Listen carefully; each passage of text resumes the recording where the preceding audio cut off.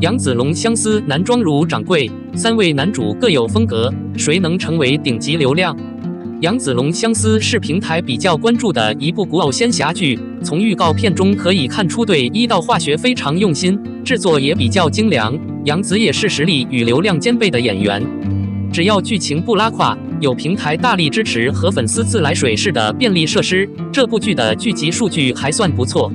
然而前6集的预告片中，杨紫却是一身色彩缤纷的男装，网友纷纷质疑，为什么那么喜欢让女明星穿男装呢？男装上的男装，英姿飒爽，身材修长，看着养颜也不错，像林青霞的一些男装古装，英伦丢了同时期的男明星。而杨紫的男装画了眉毛，打了浓浓的眼影，涂了口红，一看就是个女孩子，这一身男装也酷得像古代的店里，不知道这些是不是看在眼里，忽悠了观众的智商。杨紫是邻家女孩，小家子气，和女汉子半分钱关系都没有，这种女扮男装的戏还是别尝试为好。除了杨紫之外，最大的看点就是3位男主，哪位男主能够爆发出成为顶流，也成为了人们讨论的话题。按照一般规律，事先最不受宠、安静的人，最有可能成为黑马。相反，他是被平台和资本青睐的人，所有人都认为他仅一步之遥，但最终他仍然是沧海遗珠。如果龙相思3位男主其中一位能够和魏大勋一样名气大，那就证明这部剧真的爆了。张连义资源不错，形象略朴，她饰演女主角轩辕王表弟枪玄。预告片中在我想和你长相厮守是错的那段表演，我觉得她太过分了，表情包都要出圈了，不知道她能不能演出那种爱而不得，那种视子儒雅高贵的破碎感，不染尘埃。檀香剑姬饰演九头妖香柳，她也是目前最受喜爱的演员之一。邪恶的眼神，恶魔的脆弱，也有着逼人心魄的恶魔之力。而女主角相对饮酒的那一段表演，非常细腻又非常妖娆，强大的气场可以将主动权牢牢地掌控在手中。邓对于青丘太子涂山璟这个角色，邓很多人都说他很帅，也看过他的剧，但是记不起他的长相和个人风格了，不知道这部剧能否彻底扭转他现在的半红状态。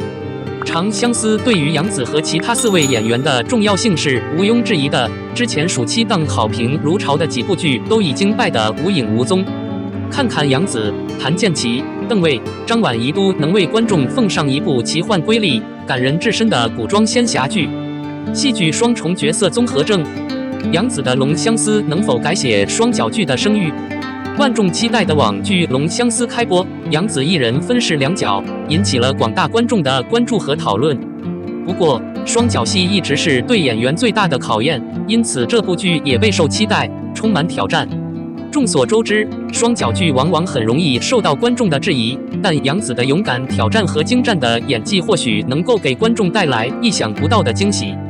对于演员来说，扮演双重角色不仅仅是穿上不同的服装和表情这么简单，还需要演员能够准确地把握2个角色的特点和情感，向观众呈现2个完全不同的形象。这不仅对演员的演技要求极高，还要求演员能够在2个角色之间自由切换，展现各自的魅力和个性。在《长相思》中，杨紫饰演女主角2个截然不同的角色，一个是勇敢、坚强、独立的女性，一个是柔弱、善良、温柔的女性。这2个角色的转变不仅要在外表上有所不同，更要通过表演呈现出内心的差异。杨紫能否成功塑造2个截然不同的角色，成为观众关注的焦点。然而，双角色剧集往往会陷入情节陈词滥调和一贯的套路中。表演，观众对此类剧集也抱有一定的心理预期，感觉会重复、乏味。由此，这也给了演员们更多的挑战和压力，他们需要突破这种固定印象，通过微妙的演技差异和人物塑造给观众带来惊喜。但制片方认可杨紫的演技以及对她角色的深入理解，只邀请她出演《龙相思》。杨紫过往在多部剧中的出色表现，证明了她准确理解人物内心世界，并通过表演呈现出来的天赋。她对角色独特的诠释和精湛的演技，也让人们对她在《龙相思》中的表现倍感期待。对于杨紫来说，饰演双重角色是她演艺生涯中的一个重要挑战，也是对她演技的最大考验。但他勇于接受挑战的态度以及对角色的深刻理解将是他成功的关键。相信通过他的努力和才华，一定能为观众奉献出精彩的表演，将《龙相思》这部剧推向新的高度。02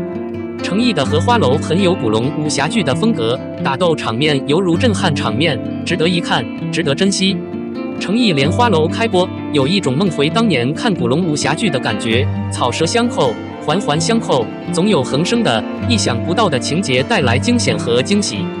很久没有看到这么精彩的一部集悬疑、神秘和好奇为一体的武侠剧了。看得出来，从编剧、导演到演员和幕后工作人员，他们都是用心在拍这部剧，倾注了大量的心血和精力。程毅的颜值在男演员中并不出众，但他的古装却别有一番风味。在这个莲花馆里，他的表演很有层次感。当他得知自己身受重伤，命不久矣时，眼中的绝望；办案时看似漫不经心，实则心怀好。和方多多在一起的时候，两个人都在吐槽李莲欺骗方多多，方多多想要反击，却每次都输了，但是两个人却又能够惺惺相惜。这种在嬉戏中培养起来的友谊，很是耐看。程毅的武术动作看上去十分舒服，白衣飘雪，红衣舞动，身躯柔软有力，空中旋转踢腿的动作太美太飒爽，打斗场面堪称震撼，仿佛蛟龙，单剪出来就是一帧颇有质感的画卷。可惜程毅年纪不小了，拍英雄时背部受了伤，以后拍古装剧就会减少这种身体上的巨大伤害，所以荷花楼的英雄还得观赏和珍惜。这部剧唯一让人觉得不足的就是程毅的台词，程毅说的话需要通过字幕才能知道，而且程毅还有口音。但当我点开热搜程毅的台词时，满屏都是好评，说他的声音冷静，带点俏皮，很适合这个角色，说他演的是毒医，所以他的声音应该柔和慵懒，声音应该充满空气才可笑。无论是程毅台词本身存在一些问题，还是粉丝空评，还需要在这部剧中慢慢检验。总之，由程毅领衔主演的悬疑侦探武侠剧《芙蓉楼》，目前来看播放数据还是不错的。相关热搜如芙蓉楼首播反映程毅的台词，芙蓉楼全程放大镜搜证据阅读量已达1000万以上，甚至过亿，参与讨论人数达数百万人。猫眼首播日登顶第一，破9480，AQY 战破7000，Detailon 首日破1，程毅贡献高达78%。虽然不少娱乐博主预测这部剧不是大众喜欢的那种剧，会像之前的《云香传》一样同类型，但程毅却没有一张能撑起整部剧的男主脸。但首播数据证明，程毅的扛剧能力还是不错的。程毅为人比较低调、谦虚，外表虽然有短板，但是他的古装仪容、气质不错，颇有儒雅绅士的儒雅温文风格。莲花楼还有一个优点，就是全体员工都从事事业，不存在古偶戏为了虐，为了一个仆男或者一个仆女去死，自生自灭。F 触摸桥风格偏向香港古龙武侠剧黄金时代的爽朗讲究。程毅的荷花楼能否成为暑期档最具竞争力的剧，就看后期的剧集和演员的表现了。荷花楼首播槽点满满，滤镜丑了，程毅呼啸嘴型让粉丝望而却步。一部好的影视剧上线后，不仅能打消网友的无聊，还能证明明星的能力，提升其商业价值。但真正能做到像《武林仙剑奇侠传》这样的片段的古装剧却很少。7月23日，由程毅、曾舜晞联合主演的《莲花坞》正式开机。这是一部充满悬疑侦探作品，搞笑幽默的古装剧，上线第一天就更新到6集，很多人一口气追到了结局。本身古装类型的悬疑侦探剧就很受年轻人的喜爱，更何况芙蓉楼还夹杂着搞笑幽默的成分，不仅书迷，连网友都对它抱有很高的期待。但从网友看完6集的反馈来看，荷花楼的首播并不太好，反而槽点颇多，从台词到滤镜再到演员本身，个个都忍不住吐槽。首先我们来说一下过滤器的问题。其他节目的滤镜让人看起来更好看，但莲花之家的滤镜让人看起来很丑。本身像程毅、曾孙黑这样的演员，穿现代衣服很好看，穿旧衣服就显得有点别扭，但加上滤镜后，2位主演就显得脏兮兮，毫无光泽。尤其是程毅的脸，在滤镜下看起来又肥又圆，更何况看起来老了岁月，那颜值还真是一言难尽。再就是程毅的台词，他在剧里用的是自己的原声，和古装剧很不搭，一开口就给人一种从座位上跳起来的感觉。而且他说台词的时候，嘴巴一动不动，就好像嘴里叼着金条，不敢张嘴丢出去让别人接。另外，程毅总是呼啸的嘴型，无论是嘴巴张不开，还是天生的这种菱形嘴，就像呼啸一样，无论如何，让所有看过该剧的人都很不爽。同时也因为他的嘴型，劝退了很多粉丝，纷纷留言放弃、辣眼睛、拒绝再看等等。我们对这部剧的期待太高了，但是首播之后确实很高，但是首映之后就很跨包了，完全不是人们想要的那种感觉。另外，还有一小部分网友认为芙蓉楼的剧情还可以，但悬疑和武打的拍摄手法较差，悬念点做得不够，演员可能有一点问题，但导演的问题更大。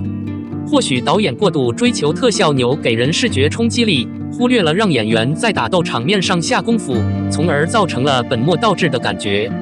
每个人都有权利继续追荷花房，也有不追的权利，但我想告诉大家，它才刚播完第1天，剧情才刚刚开始，我们不要太严厉。影视界有那么多低起点、高中点的作品，首秀成绩平平，但越播越让人上瘾。那我们为什么不能给荷花楼更多的机会来证明它还不错呢？除了这些槽点之外，荷花楼还有很多亮眼的地方，比如程毅勇敢地用原声而不聘请配音，演员们为了让拍摄更真实，拍摄5分钟的打斗场面，用了10天的时间，这些都是值得弥补的地方。